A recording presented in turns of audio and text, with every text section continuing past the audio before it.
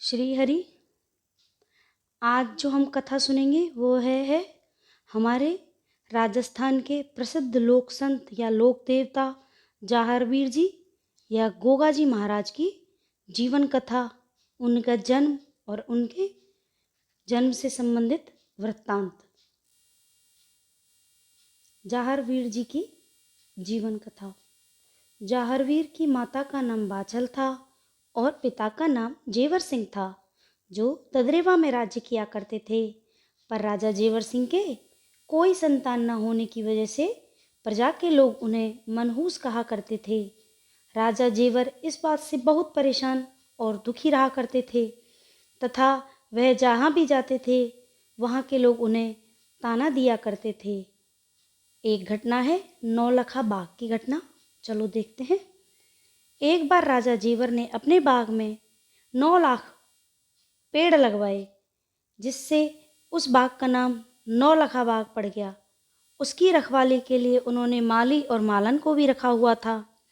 कुछ समय के बाद जब उन बाग के पेड़ों पर फल लगे तो माली और मालन ने सोचा क्यों न राजा जेवर को जाकर दे दें। तब माली फल ले जाकर राजा के पास जाता है तथा राजा के दरबार में फल ले जाकर रख देता है और राजा माली से कहता है, हे राजन, आपके बाग से कुछ पके हुए फल लाया हूँ। इस बात पर राजा बहुत ही प्रसन्न हुए और आज हम अपने बाकी बचे हुए फलों को अपनी जनता के साथ बांटना चाहते हैं। अब राजा जेवर अपने बाग की तरफ जाते हैं तो बाग की जमीन में कदम रखते ही सारा का सारा बाग सूख जाता है। इस पर राजा अत्यंत दुखी होता है। नौलखा बाग का फिर से हरा होना। एक बार जब गुरु गोरखनाथ अपनी समाधि से उठकर ददरेवा नगरी की ओर प्रस्थान करते हैं तो रास्ते में उन्हें नौलखा बाग दिखाई पड़ता है तथा वह वहां पर अपनी समाधि पर जाते हैं। वह वहां पर अपनी समाधि जमा लेते हैं। इस पर गुरु गोरखनाथ जी सभी शिष्य हंसकर बोलते हैं कि हे गुरु गोरखनाथ, इस सूखे हुए जंगल में कंद मूल फल कहीं से नहीं मिलेंगे। इस बात पर गुरु गोरखनाथ ने हंसकर जवाब दिया, लो, यह मेरे कमंडल से थोड़ी धूनी ले जाओ, इसको जो भी पेड़ सूखा हुआ है सब पर मार देना। शिष्यों ने ऐसा ही किया और जो बची हुई धूनी थी उसको सूखे पेड़ पर डाल दिया।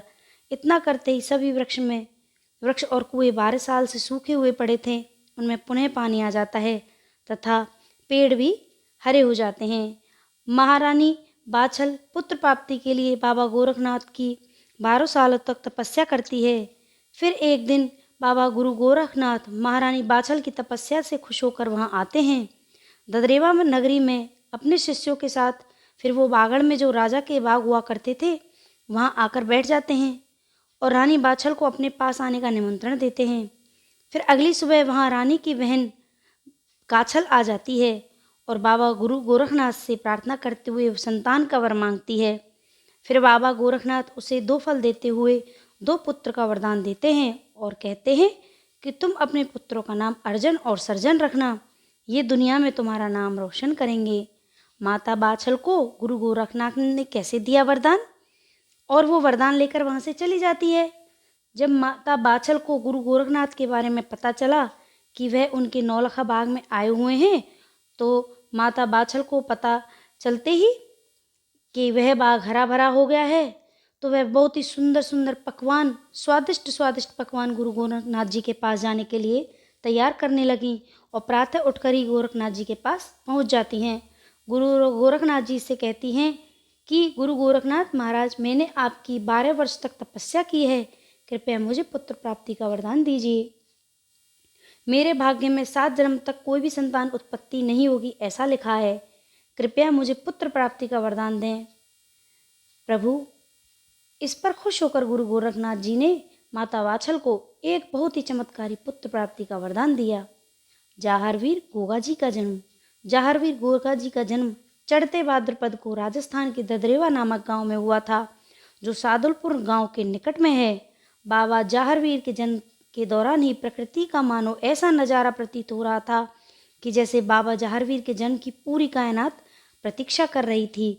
इनके जन्म लेने के बाद मानो कि पूरी नगरी में उत्साह की लहर दौड़ गई हो। राजा की जनता बहुत खुश हो रही थी, सभी जगह खुशी का माहौल था। इनको बचपन से ही बड़े प्यार से पाला गया था। जब वे बड़े होने लगे तो इनको सभी विद्याएं सिखानी शुरू कर दी गईं। बाबा जहारवीर के जो गुरु थे उनका नाम बाबा गोरखनाथ था। यह उनके प्यारे शिष्यों में से एक थे। उन्होंने सभी विषय में महारत हासिल कर ली। बाबा जहारवीर जो थे ये चौहान वंश के राजा थे, जिस वंश के राजा पृथ्वीराज थे। ये उन वंश के दूसरे राजा थे। बाबा जहारवीर के दादाजी का नाम महाराजा उमर सिंह था। तो अब जानते हैं उनका नाम गोगाजी कैसे पड़ा। जहारवीर बाबा का गोगाजी नाम इस तरह पड़ा कि जब रानी बाछल गुरु गोरखनाथ के पास पुत्र प्राप्ति का वरदान लेने गई थी, तब उनके भाग्य में पृथ्वी पर 7 जन्म तक कोई भी संतान उत्पन्न नहीं होना लिखा था। तब गुरु गोरखनाथ ने समुद्र के मार्ग पाताल लोक जाकर नाग नागिन से गूगल फल मांगा, जो पद्म नगर में तारी नाग और नागिन के पास था। तो जब गुरु गोरखनाथ ने वह गूगल मांगा तो उन्होंने गोरखनाथ जी को गूगल देने से साफ मना कर दिया। इस पर गोरखनाथ जी ने उन्हें बिना के नशे में बेहोश कर गूगल को चुरा ले गए और बीन के नशे में करके बेहोश कर गूगल को चुरा कर ले आए और वह गूगल माता बाछल को दे दिया था। गूगल के फल के कारण ही उनका नाम गोगाजी रखा गया था। गोगाजी का विवाह। गोगाजी महाराज के विवाह कुंतल देश की एक महारानी सीरियल के साथ हुआ था। रानी सीरियल को बाबा गोगाजी सपने में दिखाई दिए थे और सपने में रानी सीरियल ने गोगाजी के साथ 3 फेरे ले लिए थे और तभी से बाबा गोगाजी महाराज अर्धविवाह के पवित्र बंधन में बंध गए थे। और जब इस बात का पता महारानी बाछल को पता चला तो उन्होंने ये कहा, यह चौहान परिवार को शोभा नहीं देता। इस कष्ट के लिए तो इस पर माता बाछल ने गोगाजी को बहुत धमकाया। गोगाजी का विवाह केमल दे यानी जो सीरियल माता थी उनके साथ हुआ। एक दिन सर्प के काटने से केमल दे की मृत्यु हो गई। इस वजह से गोगाजी बहुत क्रोधित हुए। उन्होंने सभी सर्पों को मारने का निश्चय कर लिया और सर्पों को मारने के लिए यज्ञ करने लगे। उनको यज्ञ करता देख सभी देवता घबराने लगे और सोचने लगे कि इस प्रकार तो पृथ्वी से सभी सांपों का अंत हो जाएगा। तभी नारद मुनि, भगवान शनिदेव और इंद्र गोगाजी के पास आए।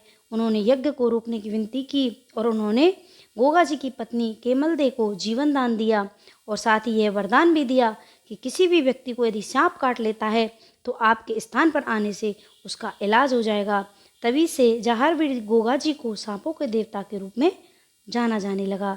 तो यह है हमारे प्रसिद्ध संत, हमारे लोक देवता भगवान श्री जहारवीर गोगाजी महाराज की कथा। बहुत बहुत धन्यवाद। जय श्री राम।